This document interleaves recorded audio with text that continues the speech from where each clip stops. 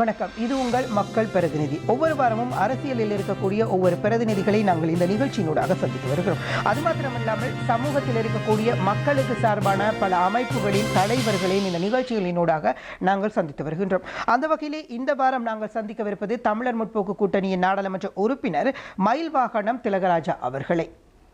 வணக்கம் உங்களுக்கு. வணக்கம். நாட்டில் ஒரு நல்லாட்சி அரசாங்கம், மக்களினுடைய எதிர்பார்ப்புகள் அதிகமாக இருக்கிறது. இது எப்படி இருக்கிறது உங்களுக்கு இந்த புதிய பயணம்? கடந்த காலத்தோடு ஒப்பிடுகின்ற போது இது நல்லாட்சி என்பதாகத்தான் மக்கள் உணர்கிறார்கள். இந்த ஆட்சி மாற்றம் என்பது தனியே இந்த ஒரு வருட காலத்திற்குள் என்ன நடந்திருக்கிறது என்று பார்த்து அளவீடு செய்வது என்பது ஒரு புறம் இருக்க, கடந்த 10 ஆண்டுகளில் இந்த நாட்டில் எவ்வாறான ஒரு ஆட்சி முறை இருந்தது என்பதோடு ஒப்பிட்டு பார்க்கின்ற பொழுது கடந்த காலங்களில் இருந்த பயபீதி நிலைமைகள் இல்லாதொழிந்து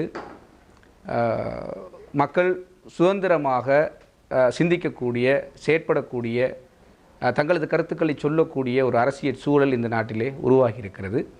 அந்த அடிப்படையில் பார்க்கின்ற பொழுது பொருளாதார ரீதியாக பாரிய மாற்றங்களை இந்த நல்லாட்சி அரசாங்கத்திற்குள் நாங்கள் அவதானிக்க முடியாத விடத்தும் கூட மக்களின் வாழ்க்கை என்கின்ற நிலையிலிருந்து பார்க்கின்ற பொழுது ஒரு சுயாதீனமான வாழ்க்கை வாழ்வதற்கான ஒரு சூழல், ஒரு பயங்கரவாத தன்மை இல்லாத ஒரு நிலைமை, அல்லது மக்கள் மனதில் குடிகொண்டிருக்கக்கூடிய அச்ச சூழல் இல்லாத ஒரு சூழ்நிலை இந்த காலத்தில் அரசியல் சூழ்நிலையில் நிலவுவதாக நான் அவதானிக்கிறேன்.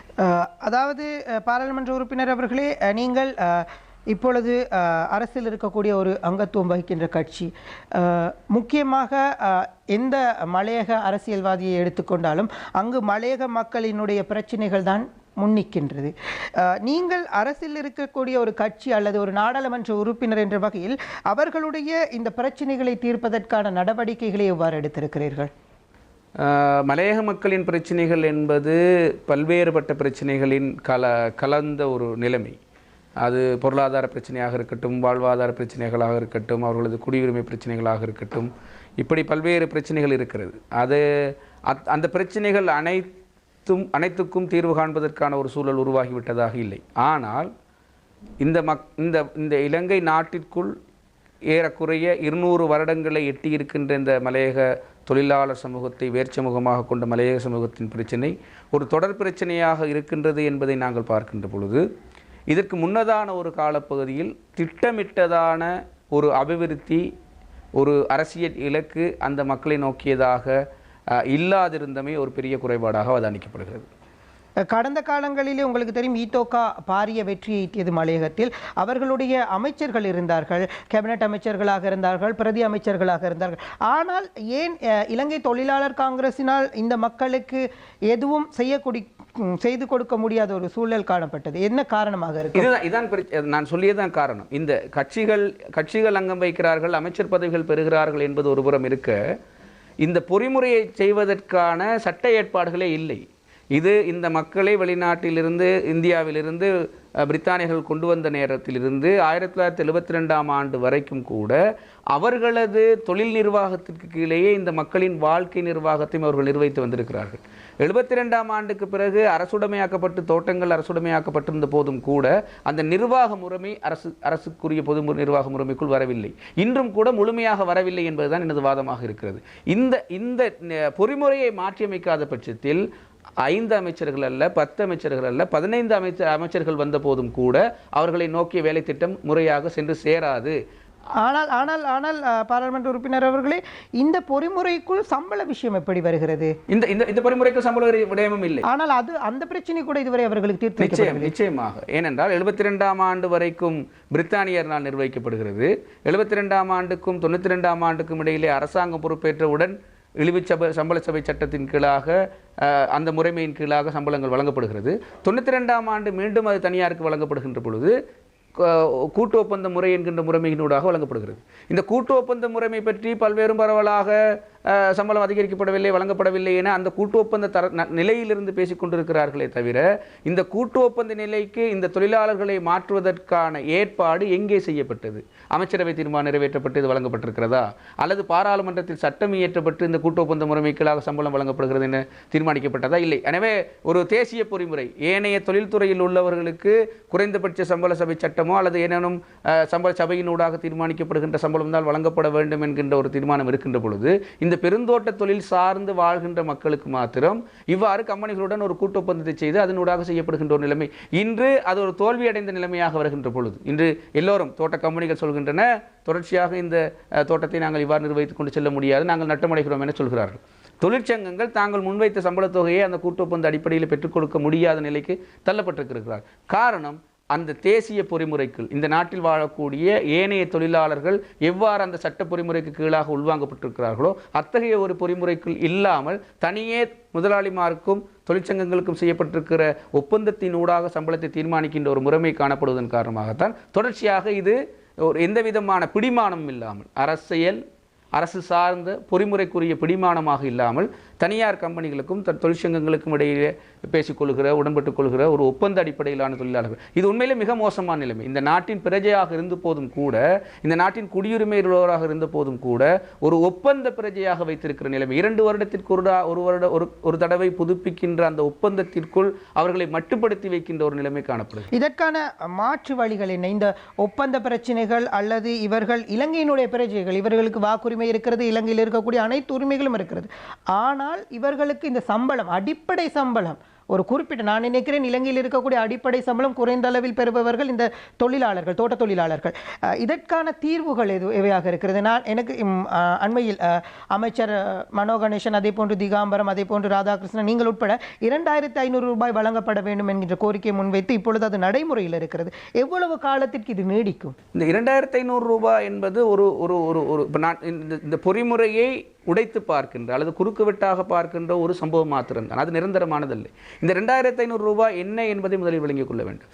இந்த கூட்டு ஒப்பந்த அடிப்படையில் தொழிலாளர்கள் வேலைக்கு அமர்த்தப்படுவார்களாக இருந்தால் அரசாங்கம் ஏதேனும் நிவாரணப் படிகளை அறிவிப்பு செய்கின்ற போது அது தனியார் துறை வழங்க வேண்டும் என அரசாங்கம் வரவு செலவு திட்டத்தினூடாக அறிவித்தாலும் கூட ஏனைய தனியார் துறையினருக்கு வழங்கப்படுகின்ற பொழுது இந்த கூட்டு ஒப்பந்தத்திற்கு கீழாக கைச்சாத்திடப்பட்டு வேலை செய்கின்ற இந்த தொழிலாளர்களுக்கு அது கிடைக்காது என்பது சட்ட ஏற்பாடாக இருக்கிறது. அந்த சட்ட ஏற்பாடு செய்யப்பட்டுள்ள நிலையில் இது போன்ற இதே நிலைமை 2000ஆம் ஆண்டிலும் ஏற்பட்டது. அப்பொழுது 400 ரூபாய் சம்பள நிவாரண கொடுப்பன ஒன்றை ஜனாதிபதி சந்திரிகா காலத்தில் அறிவித்திருந்த போதும் கூட நாட்டில் உள்ள ஏனைய தனியார் துறையினருக்கு அது கிடைத்த போது தோட்ட தொழிலாளருக்கு அது கிடைக்கவில்லை. அதுக்கு பிரதானமான காரணமாக இருப்பது இந்த கூட்டு ஒப்பந்த முறையின் அடிப்படையில் இது இந்த சம்பளம் பெற்றுக் கொடுக்கப்படுவதுதான். எனவே அந்த நிலைமை இருக்கின்ற பொழுது நாங்கள் முன்வைத்த கோரிக்கை, இந்த கூட்டு ஒப்பந்தம், இப்போது நடைமுறையில் இருந்த கூட்டு ஒப்பந்தம் 2013ஆம் ஆண்டு மார்ச் மாதம் 31ஆம் தேதி தொடங்கி 2015ஆம் ஆண்டு மார்ச் மாதம் 31ஆம் தேதி முடிவடைந்த ஒன்றாக இருக்கிறது. எனவே அதற்கு பிறகு அது காலாவதியாகி இருக்கிறது. எனவே இந்த நிலையில் அவர்கள் கூட்டு ஒப்பந்த தொழிலாளர்களாக இல்லை என்பதை காரணம் காட்டி அந்த நிவாரணத் தொகையை அவர்களுக்கு பெற்றுக் கொடுக்க வேண்டும் என்பது வாதமாகத்தான் இருந்தது. எனவே அவர்கள் அந்த நிவாரணத் தொகையை முழுமையாக பெற்றுக் கொடுக்க வேண்டும் என்கின்ற நிலையில் 2 மாத காலக்கெடுவை வைத்துக் கொண்டார்கள். இந்த 2 மாத காலத்திற்குள் புதிய ஒப்பந்தம் ஒன்றுக்கு செல்வதாக அந்த நடைமுறை தான் இப்பொழுது பேச்சுவார்த்தை என்கின்ற பெயரில் ஆரம்பித்திருக்கிறார்கள். அந்த நிவாரண கொடுப்பனவு என்பது உண்மையிலேயே அந்த தொகைக்கு அப்பால் இவ்வாறு தனித்து விடப்பட்ட கம்பெனிகளுக்கும் தொழிற்சங்கங்களுக்கும் இடையே பேச்சுவார்த்தையில் நீங்கள் எவ்வாறாவது பேசி தீர்மானித்து அந்த சம்பளத்தை பெற்றுக் கொடுங்கள் என்கின்ற நிலையில் விடப்பட்ட அரசாங்கம் தலையிடாமல் இருந்த நிலைமையை மாற்றி அரசாங்கம் அவர்கள் விடயத்தில் தலையிட்டு அரசாங்கம் தாங்கள் அறிவித்த தொகையை தனியார் துறையினர் அவர்களுக்கு பெற்றுக் கொடுக்க வேண்டும் என்கின்ற ஒரு நிர்பந்தத்தை உருவாக்கிய ஒரு நிலைமையாக காணப்பட்டது. இது முழுமையான வெற்றி இல்லாத போதும் கூட நாங்கள் ஏற்கனவே பேசிய அரச பொறிமுறைகள், அரச சட்ட ஏற்பாடுகள் இவர்களுக்கு சென்று சேர்வதற்கான ஒரு ஆரம்பத்தை இது கொடுத்திருக்கிறது. நீங்கள் இந்த அரசிற்குள் இணைந்தது முக்கிய காரணம், நாட்டில் பாரிய ஊழல்கள், மோசடிகள் இடம்பெறுகின்றது. இவைகளை நாங்கள் உடனடியாக நிறுத்த வேண்டும். கடந்த காலங்களிலே இருந்தவர்கள் பாரிய மோசடிகளை செய்திருக்கின்றார்கள், ஊழலில் ஈடுபட்டிருக்கின்றார்கள் என்று குறிப்பிட்டு, ஆனால் இதுவரையில் விரலட்டு எண்ணக்கூடிய அளவில் கூட கைது நடவடிக்கைகளோ அல்லது அது பற்றியான விசாரணைகளோ ஆரம்பிக்கப்படவில்லை. என்ன காரணம்? நீங்கள் அரசாங்கத்தில் இருக்கக்கூடிய ஒரு பாராளுமன்ற உறுப்பினர். இல்லை, அரசாங்க தரப்பில் இருந்தாலும் இது குறித்த பொறிமுறைகள் அறவே இடம்பெறவில்லை என சொல்ல முடியாது. இதற்கான ஜனாதிபதி பாரிய ஊழல் மோசடிகளை விசாரிக்கும் ஜனாதிபதி ஆணைக்குழு என தொடர்ச்சியாக விசாரணைகள் நடைபெற்றுக் கொண்டிருக்கின்றன. நிதி மோசடிகளை விசாரிப்பதற்கான தனியான பிரிவினை அமைத்து அதனூடாக விசாரணைகள் நடைபெற்றுக் கொண்டிருக்கின்றன. லஞ்ச ஊழல் திணைக்களத்தினூடாக விசாரணைகள் நடைபெற்று அவர்கள் வழக்கு தாக்கல் செய்கின்ற நிலைமை கடந்த வாரங்களில் எல்லாம் பதிவு செய்யப்பட்டிருக்கிறது. நீங்கள் கேட்கின்ற கேள்வியில் இருக்கின்ற வேகம் எனக்கு புரிகிறது. பாரிய ஊழல் மோசடிகள் இடம்பெறுவதாக ஒரு ஆட்சி மாற்றமே இடம்பெற்றும் கூட ஏன் இது உடனடியாக இது மந்தகதியாக செயற்படுகிறது? அதற்கு அரசு தரப்பில் சொல்லப்படுகின்ற அல்லது விசாரணை செய்யும் தரப்பில் சொல்லப்படுகின்ற காரணம் என்னவென்றால், இந்த விசாரணைகளும் எந்த அளவுக்கு வேகமாக இந்த மோசடிகள் இடம்பெற்றதோ அதே அளவு வேகத்துடனேயே விசாரணையும் செய்கின்ற பட்சத்தில் உண்மையான குற்றவாளிகள் யார் அல்லது உண்மையான மோசடிகள் ஊழல்கள் என்ன என்பது அகப்படாமல் போவதற்கான வாய்ப்புகள் இருக்கிறது. எனவே இதை தீர விசாரித்து, எனவே ஒரு அரசியல் பழிவாங்கலாக அது மாறிவிடக்கூடாது. அரசியல் இப்பொழுது இவ்வாறான தீர விசாரிப்புகள் நடைபெற்று அதன் தொடர்ச்சியாக கைதுகள் நடைபெறும் போதும் கூட இது அரசியல் பழிவாங்கல் என்கின்ற ஒரு கோஷம்தான் அந்த குற்றச்சாட்டப்படுகின்ற தரப்பினரால் வைக்கப்படுகிறது. எனவே இது ஒரு அரசியல் பழிவாங்கலாக அல்லாது முறையான விசாரணையின் அடிப்படையில் மேற்கொள்ளப்பட வேண்டிய ஒரு விடயம் என்கின்ற அடிப்படையில் அந்த விசாரணை நடைபெற்று வருவதாகவே நாங்கள் அவதானிக்கிறோம். அண்மையில் முன்னாள் ஜனாதிபதி மஹிந்த ராஜபக்ஷ அவர்கள் மலேசியாவிற்கான விஜயம் ஒன்றை மேற்கொண்டிருந்தார்கள். அவர்களினுடைய விஜயத்தின் போது பாரிய எதிர்ப்பு வெளியிடப்பட்டிருந்தது மலேசியாவிலே. இது பற்றி உங்களுடைய கருத்து என்ன? பல சிங்கள ஊடகங்கள் பரவலாக கருத்துக்களை வெளியிட்டிருந்தது. இது தவறான ஒரு விடயம். ஒரு நாட்டில் இருந்த முன்னாள் ஜனாதிபதி செல்கின்ற பொழுது மக்கள் இவ்வாறு எதிர்ப்பு ஆர்ப்பாட்டங்களை மேற்கொள்வது தவறு என்று உங்களுடைய தனிப்பட்ட கருத்து என்ன இது தொடர்பாக? இல்லை, ஒவ்வொரு அரசியல்வாதிகள் தொடர்பாகவும் உள்நாட்டிலும் வெளிநாட்டிலும் வெவ்வேறு பிம்பங்கள் எழுப்பப்பட்டிருக்கும். இப்போ எனக்கு உள்நாட்டிலே ஒரு பிம்பம் இருக்கும், வெளிநாட்டிலே ஒரு பிம்பம் இருக்கும். அதே போல் மஹிந்த ராஜபக்ஷ அரசாங்கத்துக்கு ஆதரவளித்த ஒரு பாராளுமன்ற உறுப்பினர் என்ற நிலையிலிருந்து பார்க்கின்ற பொழுது அவருக்கு உள்நாட்டில் ஒரு விதமான இருக்கும், அதே போல் வெளிநாட்டில் வேறு விதமான பிம்பங்கள் இருக்கும். எனவே இது நடைபெற்றிருப்பது, இத்தகைய ஒரு எதிர்ப்பு நடைபெற்றிருப்பது வெளிநாட்டில்.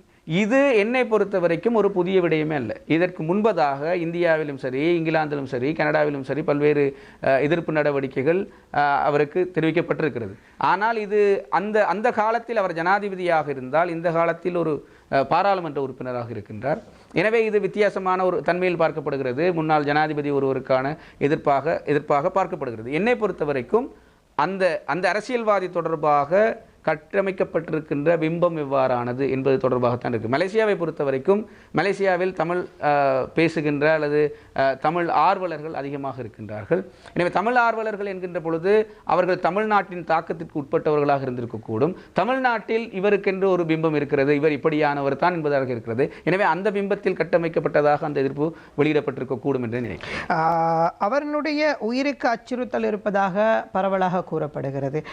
உயிருக்கு அச்சுறுத்தல் இருப்பதனால் தான் இவ்வாறான ஆர்ப்பாட்டங்கள் மேற்கொள்ளப்படுகின்றது என்றும் குறிப்பிடப்படுகிறது. உண்மையில் அப்படி ஒரு அச்சுறுத்தல் இருக்கின்றது? அது இலங்கையிலே, அது மலேசியாவில் சென்று வெளிப்படுத்தப்பட வேண்டிய ஒரு விடயமாக நான் நினைக்கவில்லை. ஏனால் இலங்கையிலேயே அவருக்காக வழங்கப்பட்டிருந்த பாதுகாப்பு குறைக்கப்பட்டது தொடர்பாக ஊடகங்களில் பேசப்பட்டது. எத்தகைய பாதுகாப்பு கட்டமைப்பு அவருக்கு வழங்கப்பட வேண்டும் என்பது தொடர்பாக பேசப்பட்டது. எனவே அது இவ்வாறு நாங்கள் பேசுகின்ற ஒரு விடயமாக இல்லை. ஒரு முன்னாள் பாராளுமன்ற உறுப்பினராக இருந்தால் அல்லது முன்னாள் ஜனாதிபதியாக இருந்தால் அவர்களுக்கான பாதுகாப்பு எத்தகையது என்பது தொடர்பான ஒரு கட்டமைப்பு அரசு தரப்பில் இருக்கிறது. அதற்கான ஒரு ஒழுங்குமுறைகள் இருக்கிறது. அந்த ஒழுங்குமுறைகள் அடிப்படையில் அவர்களுக்கான பாதுகாப்பு ஏற்பாடுகள் வழங்கப்பட்டிருப்பதாகவே நான் நினைக்கிறேன்.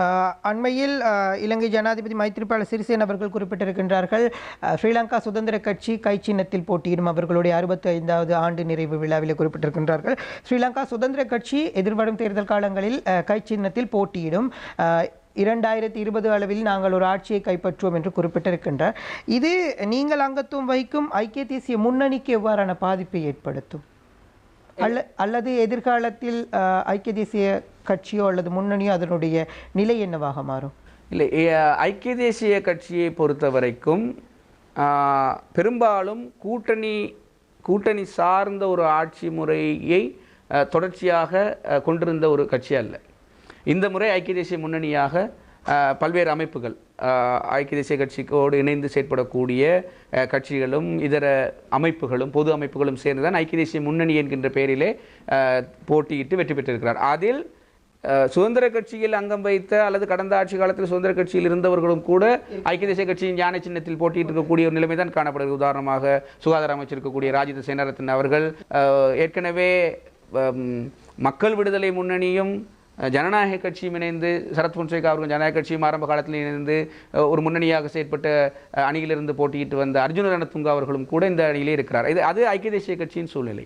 ஆனால் சுதந்திர கட்சியின் வரலாற்றை நீங்கள் எடுத்துக்கொண்டு பார்த்தால் சுதந்திர கட்சி எவ்வாறான காலங்களில் ஆட்சி அமைத்திருக்கிறது என்று பார்த்தால் வரலாற்று காலம் தொட்டே தேசிய ஐக்கிய முன்னணியின் ஊடாக, பொதுஜன ஐக்கிய முன்னணி ஊடாக, ஐக்கிய மக்கள் சுதந்திர கூட்டமைப்பின் ஊடாக என்று பார்க்கின்ற பொழுது ஸ்ரீலங்கா சுதந்திர கட்சி பிரதான கட்சியாக இருந்து கொண்டு அந்த கட்சியோடு இணைந்து செயற்படக்கூடிய ஆதரவாக செயற்படக்கூடிய கட்சிகளோடு இணைந்து ஒரு கூட்டணி அரசியலேயே தொடர்ச்சியாக இருந்திருக்கிறது. எனவே ஐக்கிய தேசிய கட்சி எப்போதும் யானை சின்னத்தினூடாக போட்டியிட்டே தனது ஆட்சியை நிறுவி வந்திருக்கின்ற ஒரு வரலாறு இந்த நாட்டில் இருக்கிறது. சுதந்திர கட்சி எப்போதும் ஒரு பொது சின்னத்தில் சுதந்திர கட்சி தலைமை வகிக்கும். அது கடைசி காலத்தில் வெற்றிலை சின்னமாக இருந்தது, அதுக்கு முன்பதாக நாட்காலி சின்னமாக இருந்தது. அவ்வாறான சூழ்நிலை தான் இருக்கு. எனவே கை சின்னத்தில் போட்டியிட்டு வெற்றி பெற்ற காலம் என்பது 70களில் தான் நடைபெற்றிருக்கிறது. எனவே மீண்டும் அவர்களுக்கு இப்பொழுது சுதந்திர கட்சியை வலுப்படுத்த வேண்டிய ஒரு சூழல் இந்த நாட்டிலே அவர்களது அமைந்திருந்த கூட்டணிக்குள் ஏற்பட்டிருக்கிறது. ஏறக்குறைய 2 முரண்பட்ட கருத்துக்களை கொண்ட ஜனாதிபதி பதவி வகித்த மூவர் அல்லது வகிக்கின்ற மூவர் ஒன்று சேர்ந்து அதற்குள் 2 பிளவுபட்ட கருத்து கொண்டிருக்கும் நிலவு காணப்படுகின்ற பட்சத்தில் இந்த வியூகம், அதாவது கை சின்னத்தில் நாங்கள் போட்டியிட போகின்றோம் என்கின்ற வியூகம் மீண்டும் தங்களது கட்சியை பலப்படுத்துவதற்கான ஒரு அறிவிப்பாகவே நான் கூட்ட எதிர்க்கட்சி என்று குறிப்பிட்டுக் கொண்டிருப்பவர்கள் அவர்களுக்கு சவாலாக விளங்குவார்கள் என்று நினைக்கிறீர்களா? எதிர்காலத்தில் அவர்கள் வேறொரு சின்னத்தில் போட்டியிட்டால் இப்பொழுது இருக்கக்கூடிய மஹிந்த ராஜபக்ஷவின் தலைமையின் கீழ் அல்லது மைத்ரிபால சிறிசேன அவர்களின் தலைமையின் கீழ் ஒரு குழுவும் மஹிந்த ராஜபக்ஷவின் தலைமையில் ஒரு குழுவும் போட்டியிட்டால் அவர்களுக்கு கூட்ட எதிர்க்கட்சியாக இருக்கக்கூடியவர்கள் சவாலாக விளங்குவார்கள் என நீங்கள் இந்த கூட்ட எதிரணியிலும் இதே நிலைமைதான். இந்த கூட்ட எதிரணி கூட ஒரு கூட்டாகத்தான் இருக்கிறது. அங்கும் கூட தனித்து பலமுறைதான். எவ்வாறு சுதந்திர கட்சி தனித்துவமான தங்களை நிறுவிக் கொள்வதற்காக இதர கட்சிகளுடன் ஒரு கூட்டணியை அமைத்துக் கொண்டுள்ளதோ அதே போலவே அந்த சுதந்திர கட்சியிலிருந்து பிளவினை வெளிக்காட்டும் அந்த தரப்பினரும் கூட ஒரு கூட்டு நிலை செயற்பாடவே தான் இருக்க வேண்டியது. எனவே இங்கு நாங்கள் பார்க்க வேண்டியது இந்த வரலாற்று தொடர்ச்சி அப்படியே தொடர்ந்து கொண்டிருக்கிறது. ஆளுவதாக இருந்தாலும் சரி அல்லது எதிர்ப்பு தெரிவிப்பதாக இருந்தாலும் சரி அவர்கள் கூட்டு சேர்ந்து செயற்பட வேண்டிய ஒரு நிலவரம் தான், அரசியல் நிலவரம் தான் இருக்கிறது. எதிர்காலத்தில் உங்களுடைய கட்சி தமிழ் முற்போக்கு கூட்டணி அதனுடைய நிலைமை என்னவாகும்? நீங்கள் எதிர்காலத்தில் தொடர்ந்தும் ஐக்கிய தேசிய கட்சியினுடன் போட்டியிடுவீர்களா அல்லது ஸ்ரீலங்கா சுதந்திர கட்சி அல்லது தனித்து? காரணம் புதிய தேர்தல் முறைகள் வரவிருக்கின்றது. எனவே நீங்கள் தனித்து போட்டியிடுவதற்கான வாய்ப்புகள் இருக்கிறதா? இல்லை, இந்த இருபெரும் கட்சிகள் என நாங்கள் இந்த நாட்டில் அவதானிக்கக்கூடிய ஸ்ரீலங்கா சுதந்திர கட்சி, ஐக்கிய தேசிய கட்சி என்று பார்க்கின்ற போதும் கூட நாங்கள் ஏற்கனவே குறிப்பிட்டது போல ஏன் இந்த கூட்டணி சார்ந்த போட்டியிடல் என்கின்ற ஒரு தீர்மானத்துக்கு வருகின்றார்கள் என்று பார்த்தால் அது நடைமுறையில் இருக்கக்கூடிய தேர்தல் முறை சம்பந்தமானது. அந்த நிலைமை மலையக கட்சிகளாக இருக்கட்டும், முஸ்லீம் கட்சிகளாக இருக்கட்டும் இவர்களுக்கு நிலவுகிறது. இந்த நடைமுறையில் இருக்கக்கூடிய தேர்தல் முறைக்கு அமைவாக நாங்கள் எவ்வாறு வியூகங்களை அமைத்து தேர்தலில் போட்டியிட்டால் இந்தந்த கட்சிகளின் பிரதிநிதித்துவத்தை பாதுகாக்கலாம் என்பது தொடர்பாக தான் நிலைமை வருகிறது. எனவே எதிர்வருகின்ற காலப்பகுதியில் இந்த வரப்போகின்ற தேர்தல் முறை எவ்வாறானது என்பது தொடர்பான நிச்சயமான நிலை எதுவுமே இப்போதைக்கு இல்லை. ஒரு கலப்பு முறை பற்றி சிந்திக்கப்படுகிறது. அப்போது தொகுதி வாரியான தேர்தல் முறையும் வீதாசார தேர்தல் முறையும் அங்கே இரண்டாக கலந்து வரக்கூடிய நிலைமை காணப்படுகிறது. எனவே ஒரு மாவட்டம் என்று வருகின்ற பொழுது அங்கே சில தொகுதிகள் எங்களை போன்ற தனித்துவமான கட்சிகள் ஒரு மக்கள் குழுமம் சார்ந்து செயற்படுகின்ற கட்சிகள் வெற்றி பெறக்கூடிய வாய்ப்புகள் இருக்கின்றதா? தொகுதிகளில் நாங்கள் தொகுதி ரீதியாக போட்டியிட முடியும். அதே போல மாவட்ட ரீதியாக பறந்து வாழ்கின்ற, குறிப்பாக தமிழ் முற்போக்கு கூட்டணி பிரதிநிதித்துவப்படுத்துகின்ற கட்சிகள் எல்லாம் பறந்து வாழ்கின்ற மக்கள் ஒரு தொகுதிக்குள் செறிவாக அல்லாமல் பரவலாக மாவட்டங்கள் தோறும் அல்லது பிராந்தியங்கள் தோறும் பறந்து வாழ்கின்ற ஒரு சூழ்நிலையில் மாவட்ட ரீதியான வீதாசாரத்தை பெற்றுக்கொள்வது தொடர்பாகவும் நாங்கள் சிந்திக்க வேண்டியிருக்கிறது. எனவே ஒரு முறையான தேர்தல் அறிவிப்பு இப்போதைய நிலையில் இந்த வீதாசார தேர்தல் முறையின் கீழாக ஏதாவது ஒரு பெரும்பான்மை கட்சியோடு இணைந்துதான் அந்த வெற்றியை உறுதிப்படுத்தக்கூடிய நிலையில்தான் தமிழ் முற்போக்கு கூட்டணி மாத்திரமல்ல, முஸ்லீம் காங்கிரஸாக இருக்கட்டும் அல்லது இலங்கை மக்கள் காங்கிரஸாக இருக்கட்டும், அதுபோல இடதுசாரி கட்சிகளாக இருக்கட்டும், சமசமாஜ கட்சி போன்ற இடதுசாரி கட்சிகள் கூட இந்த கூட்டணி அரசியலை, தேர்தல் கால கூட்டணி அரசியலை கொண்டு செல்கின்றது. எதிர்வரும் காலங்களில் நாங்கள் இந்த அரசியல் சூழ்நிலையை அவதானித்து எவ்வாறான ஒரு தேர்தல் முறை அறிமுகப்படுத்தப்படுகின்றது என்பதை அடிப்படையாக வைத்துக் கொண்டு எங்களை தீர்மானத்தை எடுப்போம். நல்லது. நாங்கள் இன்றைய நிகழ்ச்சி இறுதியை நெருங்கி இருக்கிறோம். பாராளுமன்ற உறுப்பினர் அவர்கள் இறுதியான ஒரு கேள்வி, 2 கேள்விகள் இருக்கிறது.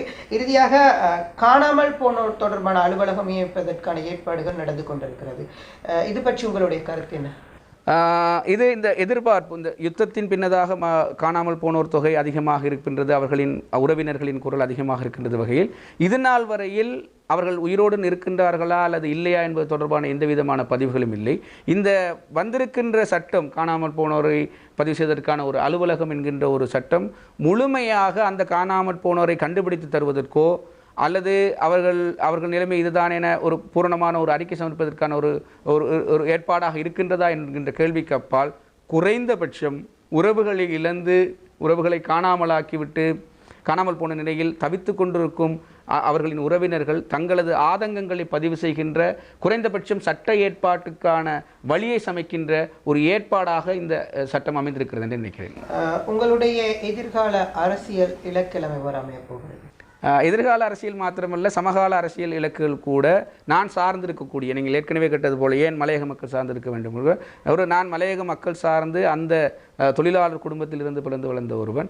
அந்த மக்கள் எவ்வாறெல்லாம் இந்த தேசிய நீரோட்டத்திலிருந்து புறக்கணிக்கப்பட்டிருக்கிறார்கள் என்பதை செவி வழியூடாக இல்லாமல் வாழ்க்கை வழியூடாக அனுபவித்து வந்தவன் என்ற வகையிலே, நான் அறிந்திருக்கக்கூடிய வகையிலே அல்லது நான் அனுபவப்பட்ட வகையிலே எங்கெல்லாம் இந்த மக்களின் அபிவிருத்தி மேலெழும்பாத வகையில் முடிச்சு போடப்பட்டிருக்கிறதோ அந்த முடிச்சுகளை அவிழ்க்கக்கூடிய சந்தர்ப்பமாக இந்த அரசியல் பயணத்தை பயன்படுத்த கிடைக்குமாக இருந்தால் அதுவே எனது அரசியல் பயணத்தின் எதிர்கால திட்டமாகவும் இருக்கும் என்று நினைக்கிறேன். நல்லது, நன்றி. உங்களுடைய பொன்னான நேரத்தை எங்களுக்காக ஒதுக்கி தந்தமைக்கு எங்களுடைய நன்றிகளை நாங்கள் தெரிவிக்கிறோம். நன்றி. மற்றும் ஒரு மக்கள் பிரதிநிதி நிகழ்ச்சியினூடாக உங்கள் அனைவரையும் சந்திக்கலாம். அதுவரைக்கும் நன்றி, வணக்கம்.